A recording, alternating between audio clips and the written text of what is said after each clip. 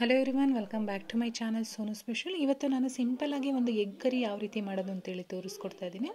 ಇದು ಬಿಸಿ ಬಿಸಿ ಅನ್ನಕ್ಕಾಗಿರ್ಬೋದು, ಚಪಾತಿಗಾಗಿರ್ಬೋದು, ದೋಸೆಗಾಗಿರ್ಬೋದು ತುಂಬಾ ಚೆನ್ನಾಗಿರುತ್ತೆ ಕಾಂಬಿನೇಷನ್ ಆಗಿ. ಬನ್ನಿ ಹಾಗಾದರೆ ಇವಾಗ ಎಗ್ ಕರಿ ಯಾವ ರೀತಿ ಮಾಡೋದು ಅಂತೇಳಿ ನೋಡ್ಕೊಳ್ಳೋಣ. ಮೊದಲನೇದಾಗಿ ಸ್ಟವ್ ಮೇಲೆ ಒಂದು ಫ್ರೈಯಿಂಗ್ ಪ್ಯಾನ್ ಇಟ್ಕೊಂಡಿದ್ದೀನಿ. ಇದಕ್ಕೆ ಒಂದು 2 ಟೇಬಲ್ ಸ್ಪೂನು ಅಡುಗೆ ಎಣ್ಣೆನ ಸೇರಿಸ್ತಾ ಇದ್ದೀನಿ. ಎಣ್ಣೆ ಸ್ವಲ್ಪ ಬಿಸಿ ಆದಮೇಲೆ ಒಂದು ಅರ್ಧ ಟೀ ಸ್ಪೂನಷ್ಟು ಅಚ್ಚಕಾರದ ಪುಡಿ ಹಾಕಿದ್ದೀನಿ. ಹಾಗೆ ಒಂದು 1/4 ಟೀ ಸ್ಪೂನಷ್ಟು ಅರಿಶಿನ ಪುಡಿನ ಸೇರಿಸ್ತಾ ಇದ್ದೀನಿ. ಇದರ ಜೊತೆಗೆ ಒಂದು ಅರ್ಧ ಟೀ ಸ್ಪೂನು ಉಪ್ಪಿನ ಪುಡಿ ಕೂಡ ಸೇರಿಸಿ ಚೆನ್ನಾಗಿ ಒಂದ್ಸಲ ಮಿಕ್ಸ್ ಮಾಡ್ತೀನಿ. ಎಲ್ಲ ಮಸಾಲೆ ಕೂಡ ಚೆನ್ನಾಗಿ ಮಿಕ್ಸ್ ಆದಮೇಲೆ ನಾನಿಲ್ಲಿ ಮೊಟ್ಟೆ ಒಂದು 5 ಮೊಟ್ಟೆನ ಬಾಯ್ಲ್ ಮಾಡಿ ಈ ರೀತಿ ಮಧ್ಯದಲ್ಲಿ ಕಟ್ ಮಾಡಿ ಇಟ್ಕೊಂಡಿದ್ದೀನಿ. ನಿಮ್ಮ ಮನೆಯಲ್ಲಿ ಎಷ್ಟು ಜನ ಇದ್ದಾರೆ ನೋಡಿಕೊಂಡು ಅಷ್ಟು ಮೊಟ್ಟೆನ ತೊಗೊಳ್ಳಿ. ಜಾಸ್ತಿ ಬೇಕು ಅಂದರೆ ಜಾಸ್ತಿ ಕೂಡ ತೊಗೊಳ್ಬೋದು. ಈ ರೀತಿ ಮಧ್ಯದಲ್ಲಿ ಕಟ್ ಮಾಡಿ ಹಾಕೋದ್ರಿಂದ ಮಸಾಲೆ ಎಲ್ಲ ಮೊಟ್ಟೆಗೆ ಚೆನ್ನಾಗಿ ಹಿಡಿಯುತ್ತೆ. ಅದಕ್ಕೋಸ್ಕರ ಈ ರೀತಿ ಕಟ್ ಮಾಡಿ ಹಾಕಿರ್ತಕ್ಕಂಥದ್ದು. ಎರಡೂ ಬದಿ ಸಹ 1 ನಿಮಿಷ ಬೇಯಿಸ್ಕೊಂಡ್ರೆ ಸಾಕು. ಈ ರೀತಿ ಎರಡೂ ಬದಿನೂ ಸಹ ಫ್ರೈ ಮಾಡಿ ಆದಮೇಲೆ ಸಪ್ರೇಟಾಗಿ ಒಂದು ಪ್ಲೇಟಲ್ಲಿ ಎತ್ತಿಟ್ಕೊಳ್ತೀನಿ ನಾನು. ಈ ರೀತಿ ಮಾಡೋದ್ರಿಂದ ಟೇಸ್ಟು ಚೆನ್ನಾಗಿ ಬರುತ್ತೆ, ಮಸಾಲೆ ಕೂಡ ಚೆನ್ನಾಗಿ ಹಿಡ್ದಿರುತ್ತೆ. ಇದನ್ನೆಲ್ಲ ಸಪ್ರೇಟಾಗಿ ಎತ್ತಿಟ್ಟು ಆದಮೇಲೆ ನಾನು ಇನ್ನೊಂದು ಮಸಾಲೆನ ರೆಡಿ ಮಾಡ್ಕೊಳ್ತಾ ಇದ್ದೀನಿ. ಇಲ್ಲೊಂದು ಮಿಕ್ಸಿ ಜಾರ್ಗೆ 2 ದೊಡ್ಡ ಗಾತ್ರದ ಈರುಳ್ಳಿನ ಕಟ್ ಮಾಡಿ ಸೇರಿಸಿದ್ದೀನಿ. ಹಾಗೆ ಒಂದು 5 ರಿಂದ 6 ಎಲೆ ಪುದೀನನ ಸೇರಿಸ್ಕೊಂಡಿದ್ದೀನಿ. ಜೊತೆಗೆ ಶುಂಠಿ ಬೆಳ್ಳುಳ್ಳಿ ಕೂಡ ಹಾಕ್ಕೊಂಡು ಇದನ್ನು ಸ್ವಲ್ಪ ನುಣ್ಣಗೆ ರುಬ್ಕೊಂಡು ಎತ್ತಿಟ್ಕೊಂಡಿರ್ತೀನಿ. ಇವಾಗ ಮೊಟ್ಟೆ ಫ್ರೈ ಮಾಡಿದ್ದು ಪಾತ್ರೆ ಇತ್ತಲ್ವ, ನಾನು ಅದೇ ಪಾತ್ರೆಗೆ ಮತ್ತೆ 2 ಟೇಬಲ್ ಸ್ಪೂನಷ್ಟು ಎಣ್ಣೆ ಸೇರಿಸ್ಕೊಳ್ತಾ ಇದ್ದೀನಿ. ಎಣ್ಣೆ ಬಿಸಿ ಆದಮೇಲೆ ಇವಾಗ ಏನು ನಾನು ಮಸಾಲೆನ ರುಬ್ಬಿಟ್ಕೊಂಡಿದ್ದೆ ಆ ಮಸಾಲೆನ ಒಗ್ಗರಣೆಗೆ ಸೇರಿಸ್ಕೊಳ್ತಾ ಇದ್ದೀನಿ.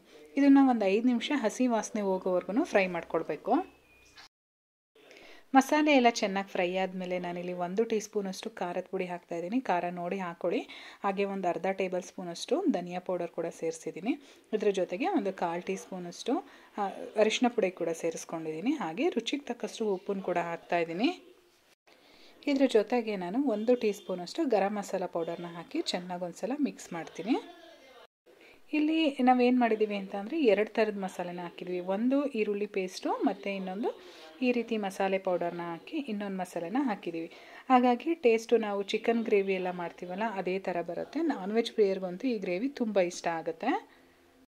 ಕನ್ಸಿಸ್ಟೆನ್ಸಿ ನೋಡಿಕೊಂಡು ಇವಾಗ ನೀರನ್ನು ಸೇರಿಸ್ಕೊಡ್ಬೇಕಾಗತ್ತೆ. ನಾವೇನಾದರೂ ಅನ್ನಕ್ಕೆಲ್ಲ ಮಾಡ್ತಾಯಿದ್ದೀವಿ ಅಂತ ಅಂದರೆ ಸ್ವಲ್ಪ ನೀರು ಜಾಸ್ತಿನೇ ಹಾಕ್ಕೊಳ್ಳಿ. ಯಾಕೆಂದರೆ ಗ್ರೇವಿ ಕನ್ಸಿಸ್ಟೆನ್ಸಿ ಇರಬೇಕು, ನಮಗೆ ಸ್ವಲ್ಪ ತೆಳುವಾಗಿರಬೇಕು, ಜಾಸ್ತಿ ಬೇಕಾಗುತ್ತಲ್ವ ಗ್ರೇವಿ. ಹಾಗಾಗಿ ಇಲ್ಲ ನಾವು ಚಪಾತಿಗೆಲ್ಲ ಮಾಡ್ಕೋತೀವಿ ಅಂದರೆ ಸ್ವಲ್ಪ ಗಟ್ಟಿಗಿದ್ರೂ ನಡೆಯುತ್ತೆ, ಆವಾಗ ನೀರನ್ನು ಕಡಿಮೆ ಸೇರಿಸ್ಕೊಳ್ಬೋದು. ಇಲ್ಲಿ ನಾನು ಒಂದು 5 ನಿಮಿಷಗಳ ಕಾಲ ಬೇಯಿಸ್ಕೊಂಡಿದ್ದೀನಿ. ಮತ್ತು ನಾನು ಇದಕ್ಕೆ 1 ಟೊಮೊಟೊನ ಕಟ್ ಮಾಡಿ ಸೇರಿಸ್ತಾ ಇದ್ದೀನಿ. ಬೇಕಿದ್ರೆ ನಾವು ಟೊಮೊಟೊನ ಒಗ್ಗರಣೆ ಕೂಡ ಹಾಕ್ಕೊಳ್ಬೋದು ಅಥವಾ ಈ ರೀತಿ ಬೇಕಾದರೂ ಹಾಕ್ಬೋದು. ಇದ್ರ ಜೊತೆಗೆ ಕಟ್ ಮಾಡಿರ್ತಕ್ಕಂಥ ಕೊತ್ತಂಬರಿ ಸೊಪ್ಪನ್ನು ಕೂಡ ಆ್ಯಡ್ ಮಾಡ್ತಾ ಇದ್ದೀನಿ. ನನ್ನ ಕೈಯಲ್ಲಿ ಒಂದು ಅರ್ಧ ಹಿಡಿ ಆಗೋಷ್ಟು ಕೊತ್ತಂಬರಿ ಸೊಪ್ಪನ್ನು ಸೇರಿಸಿದ್ದೀನಿ.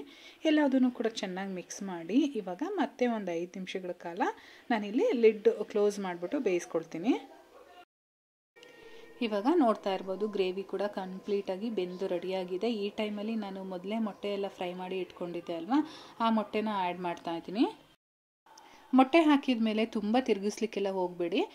ಜಸ್ಟ್ ಒಂದು 2 ನಿಮಿಷ ಬೇಯಿಸ್ಕೊಂಡ್ರೆ ಸಾಕು. ಮೊಟ್ಟೆಗೆ ಮಸಾಲೆ ಎಲ್ಲ ನೀಟಾಗಿ ಕೋಟಿಂಗ್ ಆದರೆ ಸಾಕು.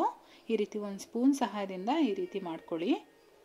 ಸೊ ಇವಾಗ ಮೊಟ್ಟೆ ಕರಿ ರೆಡಿಯಾಗಿದೆ. ನೋಡಿದ್ರಿ ಅಲ್ವಾ ಯಾವ ರೀತಿ ಮಾಡೋದು ಅಂತ ಹೇಳ್ಬಿಟ್ಟು. ತುಂಬಾ ಈಸಿ.